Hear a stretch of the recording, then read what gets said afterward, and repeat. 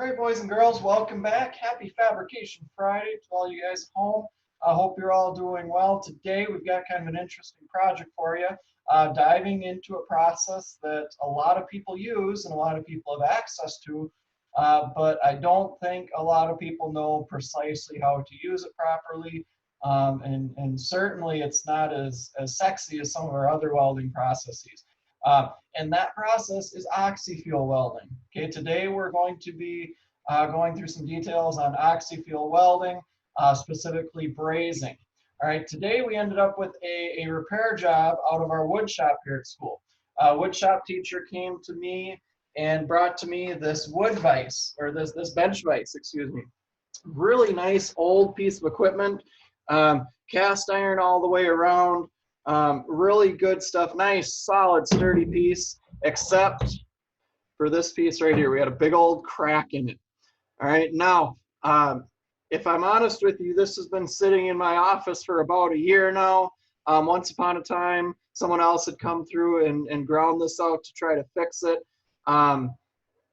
They didn't quite go through all the way with it.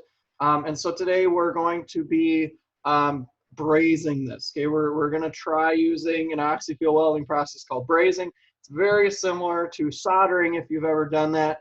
Essentially, we heat up the metal. This stuff called braze melts off, fills in the gap, essentially acts like a glue. It hardens and our vise is good. Now, with cast iron, we do have to be worried about heat control. And so in this case, Oxy-Fuel welding is the way to go because it does kick out a lot of heat. And that heat will cool very slowly. Nice crack all the way through, and so it should be fairly easy to repair. So I'm going to go ahead and disassemble this vise, and then we'll jump back in. We'll show you some details on setting up and using the Oxy-Fuel torch, and away we go. Here's what our typical Oxy-Fuel welder setup looks like. It's one of the oldest welding techniques because it's the most simple. Whereas most of our modern welding techniques use electricity as a source of power, Oxy-Fuel welding uses various gases. Okay, those gases are compressed, and when they're burned, they burn very hot, which in turn melts metal and allows us to weld it back together. Okay, it's a pretty simple process. And so, as you might guess, we use a couple different gases, one of them being oxygen. Okay, oxygen, whenever it's added to a flame, will make that flame burn hotter and faster. It's a catalyst. So we add oxygen to our fuel gas to make things burn hotter and allows us to actually melt the metal. Okay, the smaller tank then is our fuel gas. Now, I call it Oxy-Fuel welding because oftentimes there's several different kinds of fuel gas we can use. Most common is acetylene, which is what we have here. Acetylene tanks are characterized by those squat little tanks. They're short, they have a limited capacity, whereas our oxygen tanks are very large. They contain a lot of gas in there. Okay. In addition to acetylene, we can also use propane. I've seen butane being used in some cases, or a gas called MAP, M-A-P-P. Each of those gases are mixed in the proper proportion. Okay, they're released from the tank in a controlled release, and then down at our torch end, they're released into a flame, and that flame helps to melt the metal. Now, whenever we're working with these compressed gases, we have to really be concerned.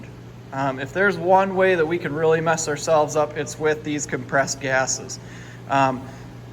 If one of those valve heads were to break off, we'd essentially be looking at a live missile here. This tank is dangerous. In addition, we end up working with a pretty big flame, and so we got to really be concerned.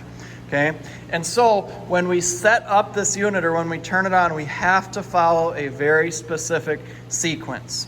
Okay, so let's just start with oxygen first because it's the most stable gas we have here. Again, it's an accelerant, it's a catalyst. However, on its own, oxygen will not burn. If we took sparks and threw it up to oxygen, it would not do anything. We need that open flame.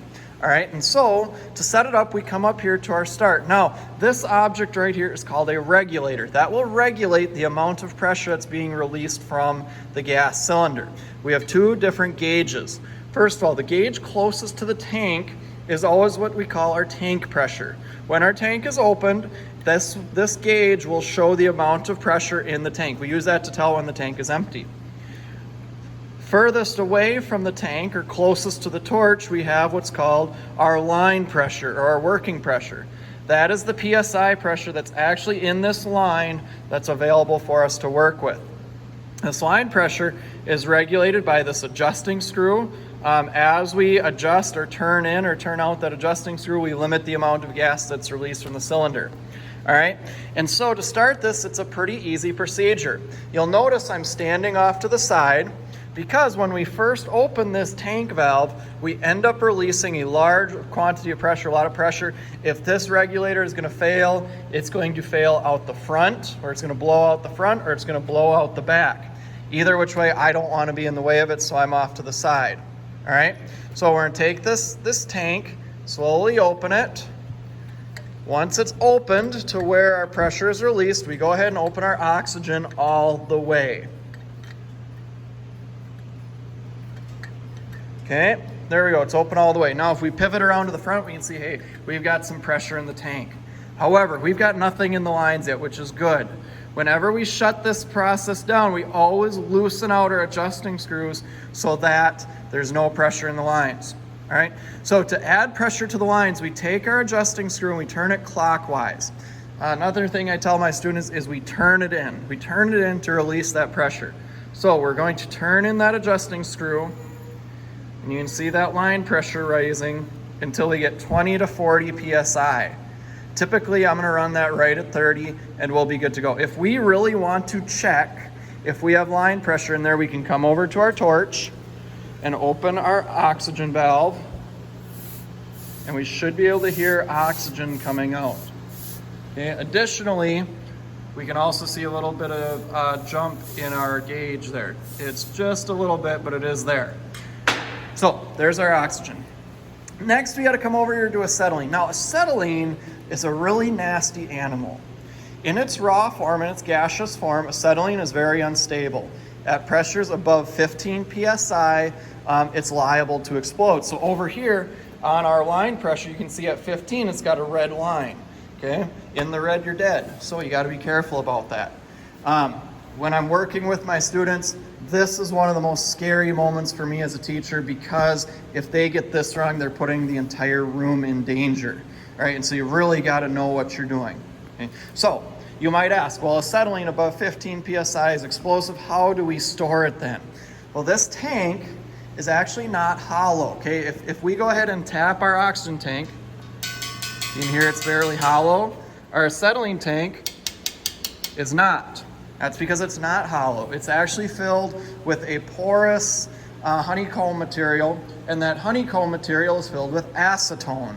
That acetone will absorb acetylene. It'll turn it into a liquid form at about 10 times the amount of this acetone. So if there's 1 part acetone, it'll hold 10 parts acetylene. I believe that's the way it's always been explained to me. All right, and so it allows us to hold high pressures of acetylene. So to start it up, same deal. We're going to stand off to the side so we don't hurt ourselves, and we are going to slowly open our acetylene valve. Okay. Now, instead of opening it all the way, we are only going to open this acetylene valve about 1/2 to 3/4 of a turn.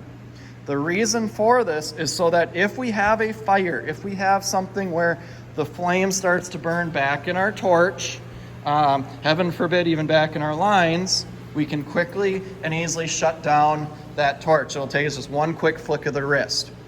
I know that sounds scary, but it does happen. I've had that happen to students before. You know, it's part of it. That's why we're learning. That's why I spend so much time with my kids teaching them how to safely use this. All right, and you can see we've got some pressure in our tank. Now, very similarly, we're going to turn in our adjusting screw and add some line pressure. Okay, for acetylene, we only go between 5 and 10 psi, usually right in the middle. At most, when I'm heating something, I'll go up to 10 psi, but 5 to 10 is usually okay. All right, and now we're ready to weld. However, before we do anything, we've got to understand our various welding tips, okay? And so we're going to jump into talking about the three main types of welding and cutting tips we have here. All right, and here we have our three main types of tips that we can put on our Oxy-Fuel torch. All right, first one we have, and the one we're actually be using is called a welding tip. Okay, it's the simplest of them all. It's simply got one chamber. It's got a chamber in here and one opening at the tip. It will allow a relatively concentrated flame to come out.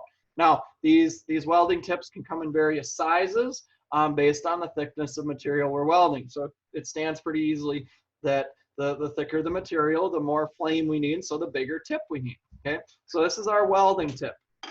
Next, we have what's called a rosebud or heating tip. Okay, this one has a bunch of different openings. This will give us a big flame. This is used primarily for heating up material. If I'm honest, heating is probably one of the most common uses of an Oxy-Fuel torch in modern welding production at this point. Most of the welding applications that we use Oxy-Fuel for has been taken over by TIG welding. However, nothing can quite heat like an Oxy-Fuel torch. And so we have a rosebud tip. Next, we have a cutting tip. Now, this will allow us to cut material using our Oxy-Fuel torch. This is probably one of the most common types of tips that you're going to see in a home application, either on a farm or on a construction site. Some mobile welding rig, you'll see a lot of Oxy-Fuel cutting torches. All right, each of these has its own application. Each of them is different. And so I did want to give you a slight view or a small view at each of them. At this point, I think it's worth mentioning something pretty critical here. Now, as I've said, Oxy-Fuel welding and Oxy-Fuel setups are one of the most dangerous setups out there in the welding world, so they have to be treated carefully. They have to be treated with respect. When used properly, they're perfectly safe. However, when used improperly, just like anything else, they become a hazard and they become a big way that people can get hurt. While I do want to give you a little insight on this video into safely using them, by no means should you rely solely on this video as your sole Bible on how to use an Oxy-Fuel torch. There's a lot of stuff that due to length of video, I'm just not able to get into. And plus, when you look at using this, there's just something about an in-person training that I cannot give over a video. And so I do want to caution you against thinking that now that you've watched this, you know how to use this safely and effectively in all applications. I hope this is a good start. However, there's a lot of other resources out there. I want to encourage you to seek those out, to seek out an experienced operator before undertaking any of this Oxy-Fuel welding yourself. Here's the result of our repair. So what we did was we ended up taking our Oxy-Fuel torch, getting it set up properly, and using some braze material to fix this vise. So what we did essentially was, for lack of a better term, we glued it. Okay, braze doesn't actually weld the metal together per se, which is good because because cast iron is fairly hard to weld unless you have the right equipment, but braze will work. Now, I will admit, okay, these braze welds are not the prettiest, especially up here. That one got a little bit ugly on me. That one maybe started to scorch just a little bit, but we'll see. So we'll see how it works. Now, part of it, I think I had a little bit too tight of a fit up. What I ended up doing was I ended up putting the crack in this vise. Cranked it down so it wouldn't fall, and I think in the process of tightening it, it closed up the hole or closed up the crack and did not give our braze much of a place to go. So that could be an error here. However, this was a vise, it was broken. We're gonna try this as a fix. We'll see how it goes. One thing I did find was I needed to go get a bigger tip. I ended up using a size 5 tip on here. Okay, we look on the neck of this tube and there it is. Okay, size 5, big tip. I think this is the biggest one we have in our shop. All right, used our Oxy-Fuel setup and away we go. Hey, thanks for tuning in this week. Hopefully this has been informational as well as a good way to see a use for Oxy-Fuel welding that still exists out in the world. Now, in reality, we have just scratched the surface. Okay, we talked about basic setup of our unit, and I showed you what can be done with it in one of our welding processes. There's a lot more to it, a lot more detail, a lot more technique going on. A lot more different things we can do with Oxy-Fuel, with an Oxy-Fuel setup. So if you're interested to see those or seeing anything in particular, hit me up in the comments below, and we'll be good to go. I do hope you've enjoyed these. I've been making these videos as part of our distance learning here in the spring of 2020. Weekly, I post these videos out to my students just as a connection to the shop and a way for them to see some practical hands-on stuff that normally we wouldn't get in a distance learning setting. So hopefully you guys have all enjoyed this as well. Being that I have been doing this with school and I am in my school shop, as the summer gets here, I'll probably be taking a break, just some time to refresh and refocus. And we'll see what next fall brings, at least until I get my home shop set up. Once I get my home shop set up, I'm hoping I can continue on with this stuff. Until then, if you have anything in particular you want to see, hit me up in the comments or shoot me a message, and we'll see what we can do. So until then, happy Fabrication Friday.